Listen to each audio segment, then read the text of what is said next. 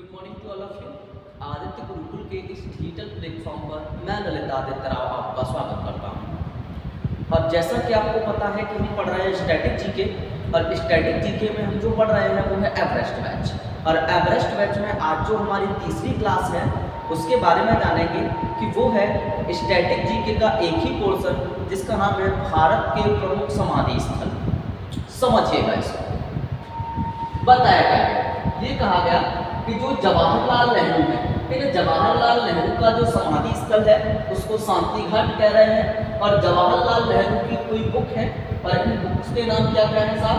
The Ganga है और the discovery of India है। द गंगा है और दूसरी बुक का नाम है द डिस्कवरी ऑफ इंडिया है।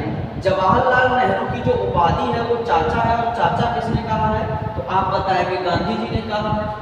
दूसरी बात बताया गया कि संविधान में समितियां बनाई गई और समितियों में ये कहा गया कि 90% समितियों के आगे अगर संघ वर्ड लगा हुआ है, 90% समितियों के आगे अगर संघ वर्ड लगा हुआ है तो उसके जो अध्यक्ष होंगे वो जवाहरलाल नेहरू होंगे। उसके जो अध्यक्ष होंगे वो कौन होंगे? जवाहरलाल नेहरू होंगे। और जवाहरलाल नेहरू क्या लेकर आए थे? पूर्ण प्रस्ताव लेकर आए थे। जवाहरलाल नेहरू क्या लेकर आए थे? पूर्ण प्रस्ताव लेकर आए थे। कब लेके आए थे? तो लाहौर अधिवेशन में लेके आए थे। और लाहौर अधिवेशन कब हुआ था साहब? तो 1929 को हुआ था। लाहौर अधिवेशन कब हुआ था? 1929 को हुआ था। ये पूर्ण स्वराज प्रस्ताव है वो पेश कब किया गया? तो आप बताएंगे पूर्ण स्वराज प्रस्ताव 2 जनवरी 1930 को पेश किया गया। और ये पास कब हो गया? तो 26 जनवरी 1930 को पास हो गया। और 26 जनवरी 1930 को ही हमने क्या मनाया? पहला क्या मनाया?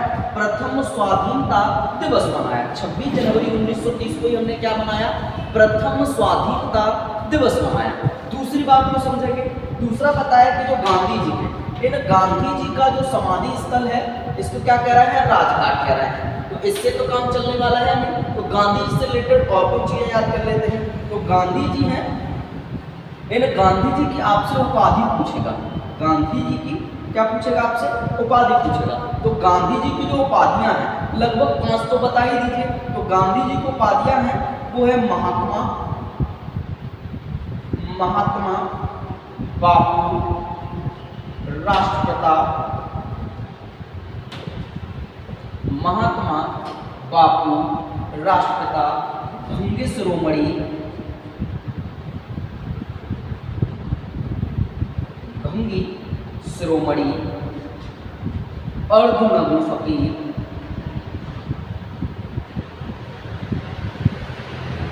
अर्धनग्न फकीर, देशद्रोही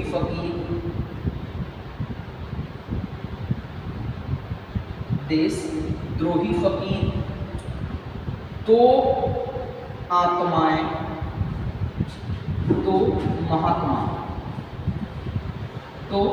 महात्मा।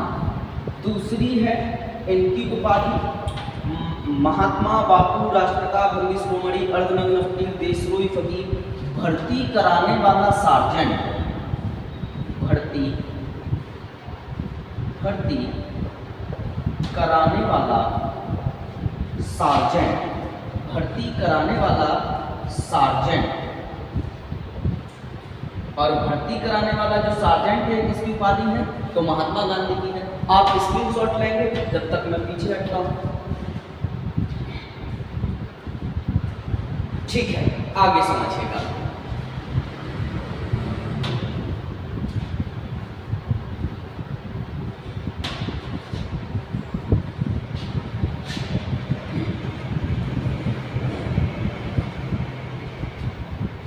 आगे समझिएगा। आगे जो उपाधि पढ़नी है वो पढ़नी है इंदिरा गांधी। इंदिरा गांधी की जानिए। इंदिरा गांधी की जो समाधि स्थल है उसका नाम क्या है साहब? तो आप बताएंगे शक्ति घाट है। दूसरी बात बताएगी कि जो इंदिरा गांधी है, इस इंदिरा गांधी की जो उपाधि है, इंदिरा गांधी की जो उपाधि है वो क्या है? प्रियदर्शनी है। इंदिरा गांधी की जो उपाधि है वो क्या है? प्रियदर्शनी है। तो प्रियदर्शनी जो उपाधि है वो किसने दी है? तो आप बताएंगे रविंद्रनाथ टैगोर ने दी है। प्रियदर्शनी उपाधि किसने दी है? तो सिंपल सा आंसर रहेगा कि रविंद्रनाथ टैगोर ने दी है। दूसरी बात बताया गया कि इंदिरा गांधी के विषय में क्या बताया गया? ये कहा गया कि जो इंदिरा गांधी है इन्होंने क्या लगाया था 1975 में, क्या लगाती थी सबसे ज्यादा? आपातकाल लगाती थी। इंदिरा गांधी क्या लगाती थी? आपातकाल लगाती थी। तो 1975 का जो आपातकाल है वो किस आधार पर लगाया गया था? तो बताया गया 1975 का जो आपातकाल है उसका आधार था आंतरिक अशांति। आंतरिक अशांति। इस आंतरिक अशांति के आधार पर पहली बार क्या लगाया गया था? आपातकाल लगाया गया था। तो आंतरिक अशांति को खत्म कर दिया गया और इसकी जगह क्या लेके आए? तो अब जो आपातकाल लगाया जाएगा वो सशस्त्र विद्रोह के आधार पर लगाया जाएगा। सशस्त्र विद्रोह के आधार पर क्या किया जाएगा? लगाया जाएगा। और जो आंतरिक अशांति को हमने खत्म किया और सशस्त्र विद्रोह को लेकर आए कौन से संविधान संशोधन के तहत? कौन सा संविधान संशोधन किया? तो बताएंगे 44वां कॉन्स्टिट्यूशन अमेंडमेंट एक्ट किया। और 44वां संविधान संशोधन कब किया? तो आप बताएंगे 44वां जो संविधान संशोधन 1978 में किया गया। दूसरी बात क्या बताई गई कि इंदिरा गांधी ने क्या किया था साहब? जो इंदिरा गांधी हैं इन्होंने क्या किया था? बैंकों का राष्ट्रीयकरण किया था। इन्होंने क्या किया था? बैंकों का राष्ट्रीयकरण किया था। और इंदिरा गांधी ने बैंकों का राष्ट्रीयकरण कब किया था? तो 19 अगस्त 1969 में क्या किया था? बैंकों का राष्ट्रीयकरण किया था। कितने बैंकों का किया था? 14 बैंकों का राष्ट्रीयकरण किया था। कितने बैंकों का राष्ट्रीयकरण किया था? 14 बैंकों का राष्ट्रीयकरण किया था। और ये जो 14 बैंक आप देख रहे हैं इन बैंकों की जो जमा पूंजी थी इन 14 बैंकों की जो जमा पूंजी थी वो 500 करोड़ थी। कितने करोड़ रुपए थी? तो इनकी जो जमा पूंजी थी वो 500 करोड़ रुपए थी। आगे समझिएगा, आगे क्या बताया गया?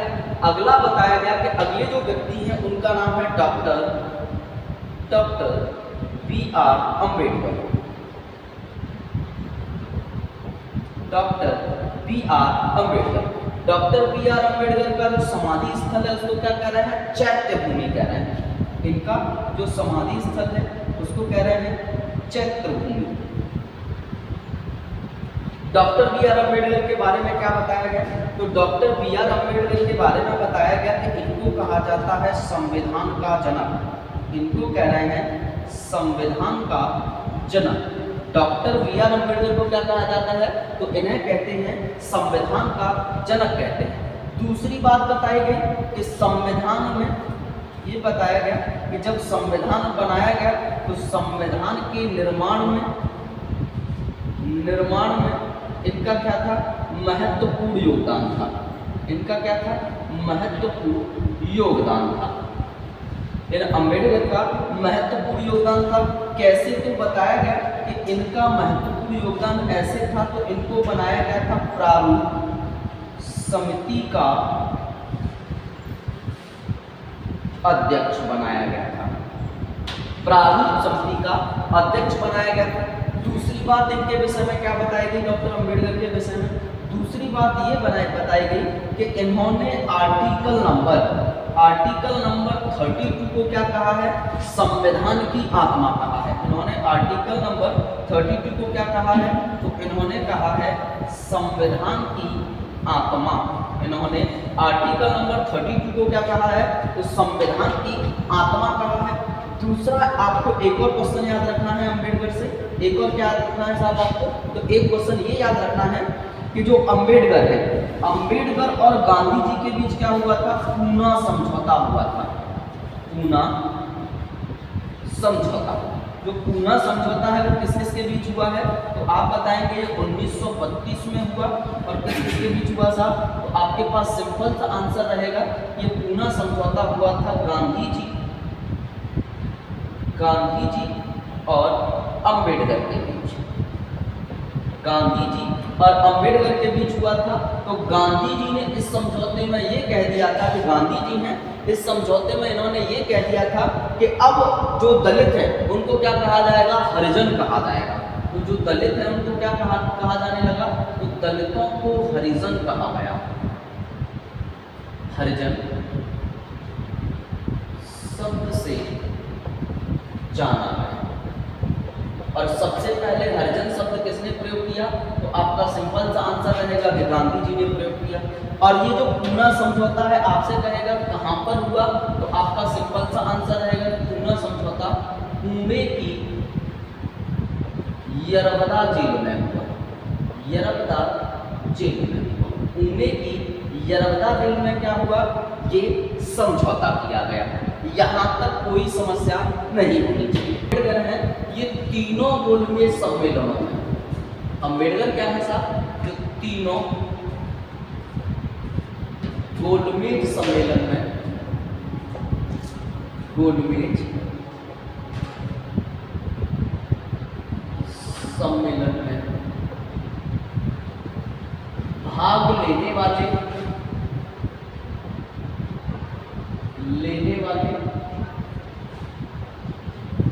प्रथम व्यक्ति।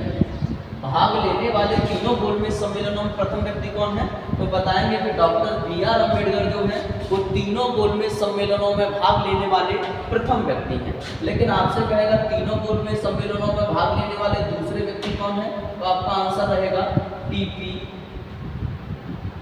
आंसर रहेगा टीपी सप्रू।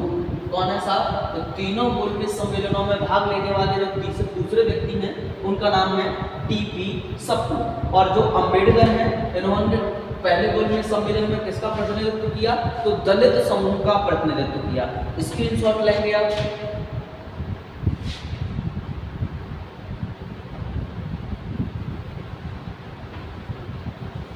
आगे समझिएगा।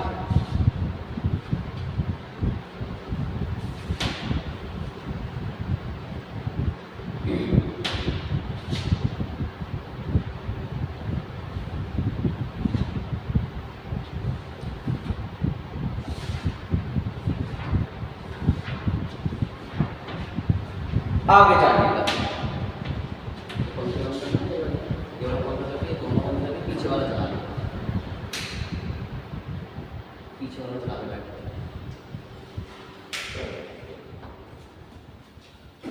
आगे समझिएगा। आगे जो अगले व्यक्ति हैं उनका नाम है राजीव गांधी। आगे जो व्यक्ति हैं उनका नाम है राजीव गांधी।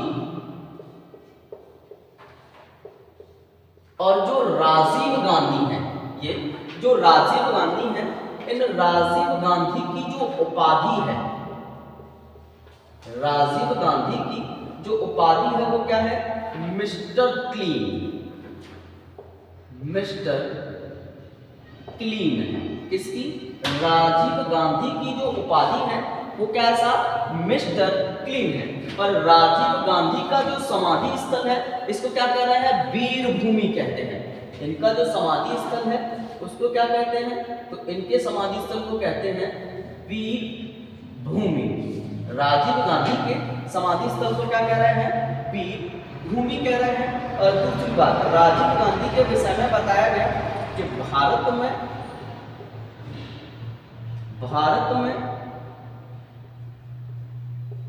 कंप्यूटर क्रांति के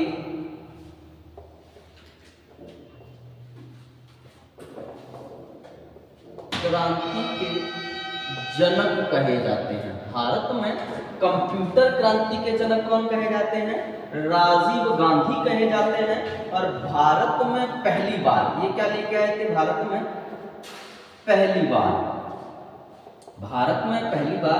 800 मारुति लेके आए थे। भारत में पहली बार कौन सी कार लेके आए थे, तो भारत में पहली बार 800 मारुति लेकर आए थे। दूसरा जो समझना है वो है डॉक्टर राजेंद्र प्रसाद। दूसरा जो समझना है डॉक्टर राजेंद्र प्रसाद। और डॉक्टर राजेंद्र प्रसाद के समाधि स्थल को क्या कह रहे हैं, तो इनके समाधि स्थल को कहते हैं महाप्रयाण घाट। इनके समाधि स्थल को कहते हैं महाप्रयाण घाट। इनका जो समाधि स्थल है उसे क्या कह रहे हैं, महाप्रयाण घाट कहते हैं। और डॉक्टर राजेंद्र प्रसाद की जो उपाधि है वो कौन सी है, तो आप बताएंगे। इनको कहते हैं आधुनिक भारत का अजातशत्रु। इनको क्या कहते हैं, आधुनिक भारत का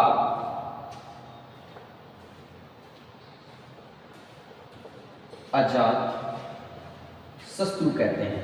दूसरी उपाधि क्या है, दूसरी उपाधि है इनकी देश रत्न। दूसरी उपाधि क्या है इनकी, देश रत्न। दूसरी जो उपाधि है वो है इनकी देश रत्न। दूसरी बात बताएगी कि डॉक्टर राजेंद्र प्रसाद के बारे में, कहा गया कि ये कौन है साहब, तो ये है भारत के फर्स्ट प्रेसिडेंट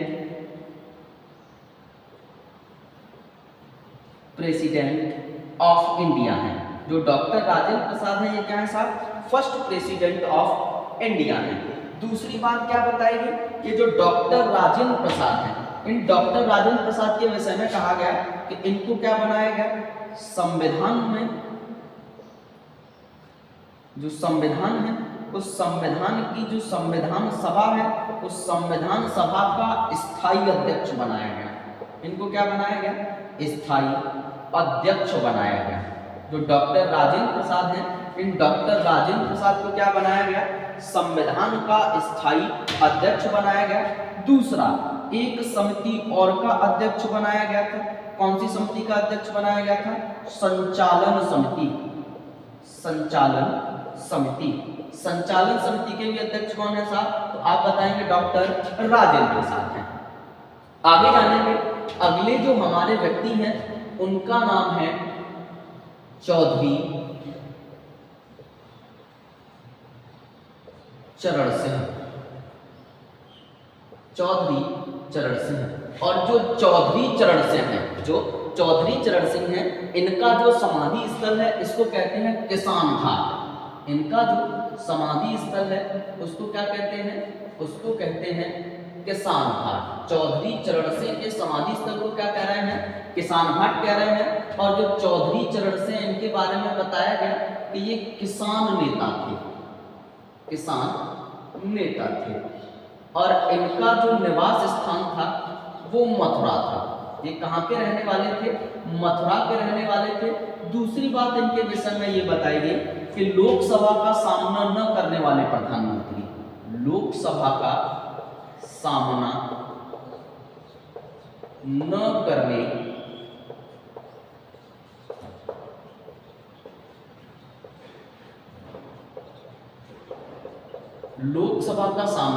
न करने वाले जो प्रधानमंत्री है वो कौन है साहब, चौधरी चरण सिंह है। आप स्क्रीनशॉट लेंगे।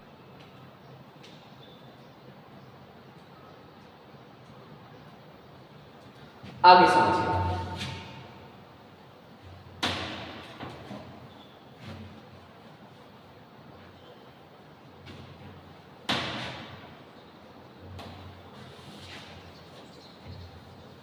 आगे जाना।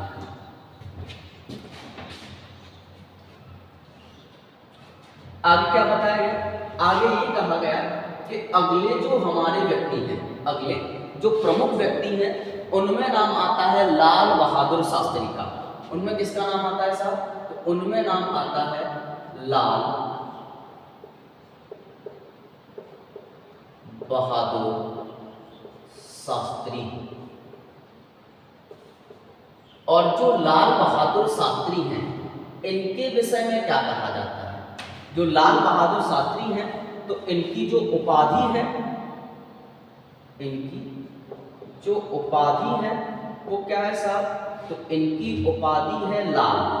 और इनको पहली बार जो लाल है वो किसने कहा था, तो इनको पहली बार लाल कहा था गांधी जी ने। किसने कहा था, महानाम है विजय घाट। दूसरी बात, जो लाल बहादुर शास्त्री हैं ये क्या कहते थे, लाल बहादुर शास्त्री कहते थे कि अगर भारतीय विजय चाहते हैं, क्या चाहते हैं, अगर भारतीय विजय चाहते हैं तो क्या करें, दो काम करें। दो काम कौन कौन से करें, तो ये कहा कि दो काम ये करें कि सप्ताह में एक दिन क्या रखें, उपवास रखें। ये क्या चाहते थे, ये कहते थे एक दिन का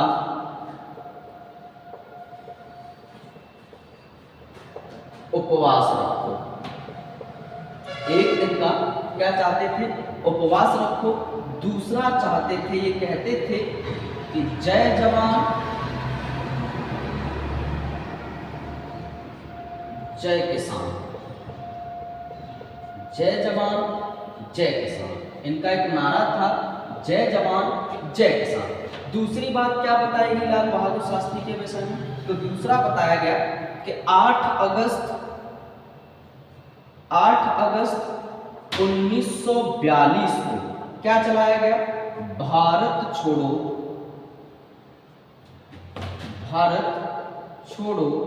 आंदोलन चलाया गया।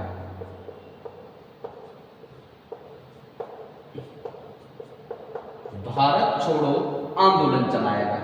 और इस आंदोलन में इन्होंने एक नारा दिया था। इनका नारा क्या था, इनका नारा था मरो नहीं मारो। इनका नारा क्या था, इनका नारा था मरो नहीं मारो। इससे ही रिलेटेड एक नारा और है, करो या मरो, करो या मरो। ये नारा किसका है, तो ये है महात्मा गांधी। ये किसका नारा है, तो आप बताएंगे, नारा है महात्मा गांधी का। यहां तक तो कोई भी समस्या नहीं होनी चाहिए। आगे समझेंगे। अगले जो व्यक्ति हैं उनका नाम है जगजीवन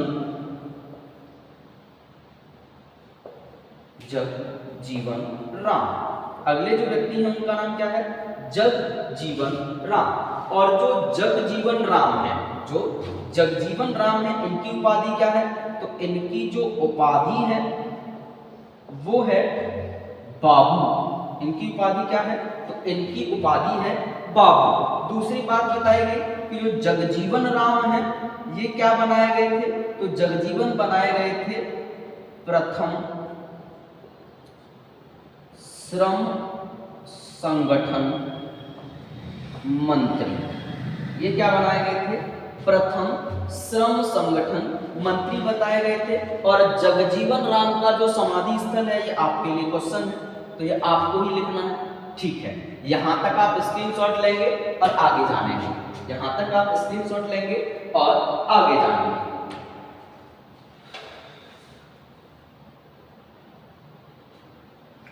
ठीक है, आगे समझिएगा।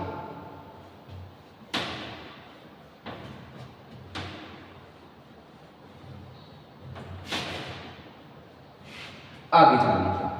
अगले जो व्यक्ति के बारे में जानना है, उन व्यक्ति का नाम है के.आर.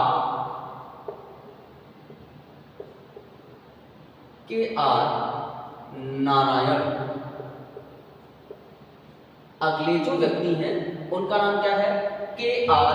नारायण है। और के.आर. नारायण के विषय में क्या बताया गया, तो के.आर. नारायण के विषय में ये कहा गया कि जो के.आर. नारायण है ये भारत के प्रथम दलित राष्ट्रपति हैं।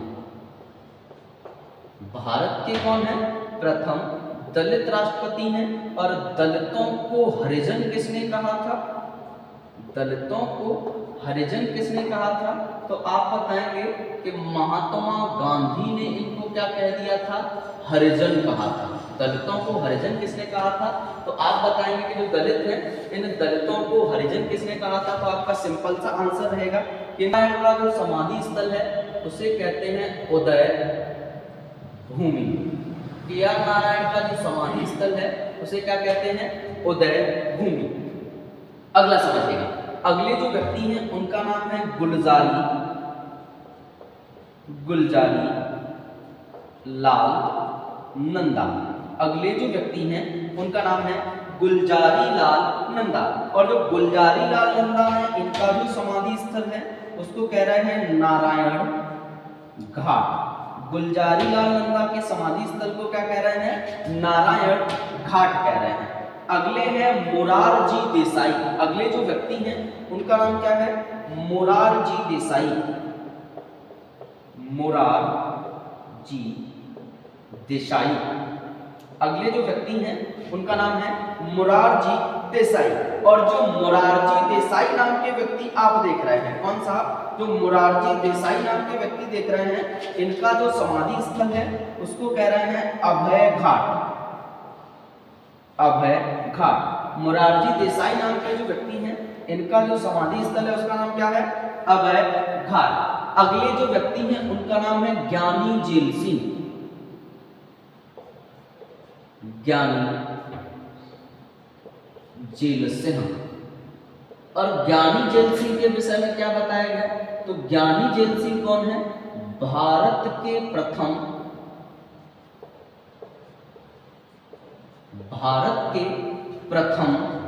सिख राष्ट्रपति। भारत के प्रथम सिख राष्ट्रपति। दूसरी बात क्या बताएगी? जो ज्ञानी जेल सिंह ने, इन्होंने क्या किया था? डाक विधेयक पर वीटो का उपयोग किया था। किसका उपयोग किया था? वीटो। और जो वीटो लगाया था उसका नाम क्या था? Pocket veto. Pocket veto. ज्ञानी जेल सिंह ने क्या किया था? ज्ञानी जेल सिंह भारत के प्रथम सिख राष्ट्रपति हैं और इन्होंने डाक विधेयक पर क्या लगा दिया था? वीटो लगा दिया था। और वीटो कौन सा लगाया था? उसको कहते हैं एकता स्थल। इनका जो समाधि स्थल है उसे क्या कह रहे हैं? एकता स्थल कह रहे हैं। आगे हैं शंकर लाल शर्मा।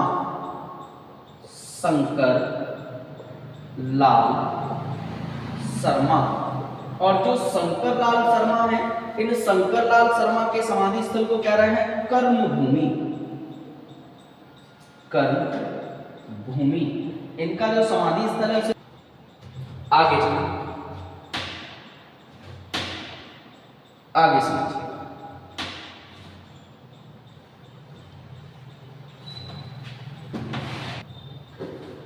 आगे समझिए। अगले जो व्यक्ति हैं उनका नाम है अटल बिहारी वाजपेयी। अटल बिहारी वाजपेयी। और जो अटल बिहारी वाजपेयी हैं, स्मृति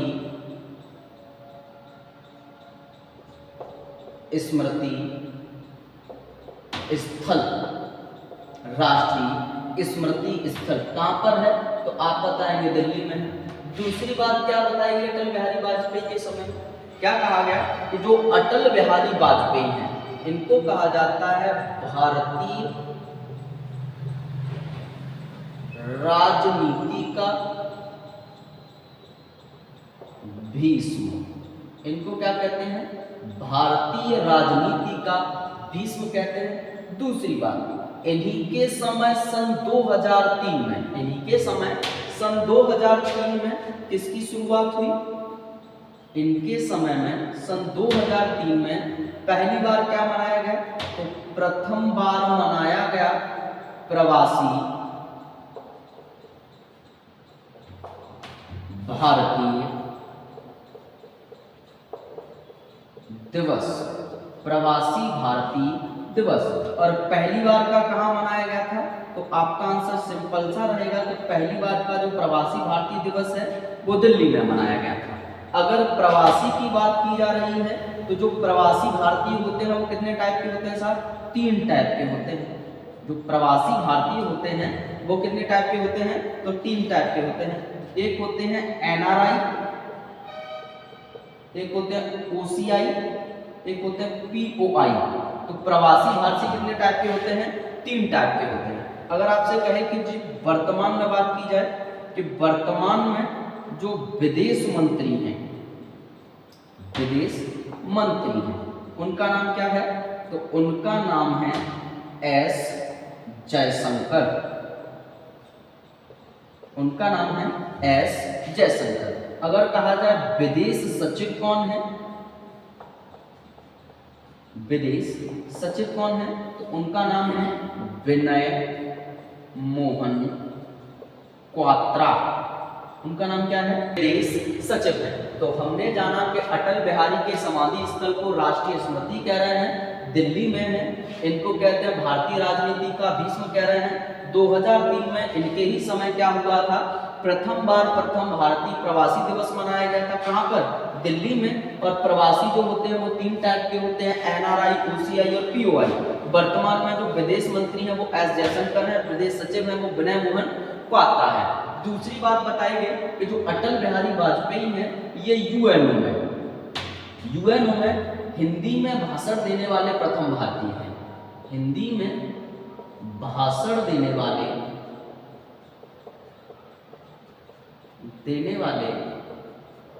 प्रथम भारतीय, हिंदी में भाषण देने वाले ये कौन है, तो बताया। आप देख रहे हैं ये राष्ट्रीय स्मृति स्थल, इसका क्या कर दिया गया है, नेम चेंज कर दिया गया है। इसका क्या कर दिया गया है, नेम चेंज कर दिया गया है। और नाम चेंज करके क्या कर दिया गया है, सदैव अटल स्थल, इसका नाम क्या कर दिया गया है, सदैव अटल स्थल कर दिया गया है। तो आज की क्लास में इतना ही, और आपको उम्मीद है कि आपको ये क्लास बहुत अच्छी लगी होगी। अगर अच्छी लगी है तो आप ज़्यादा से ज़्यादा सब्सक्राइब करें और लाइक करें।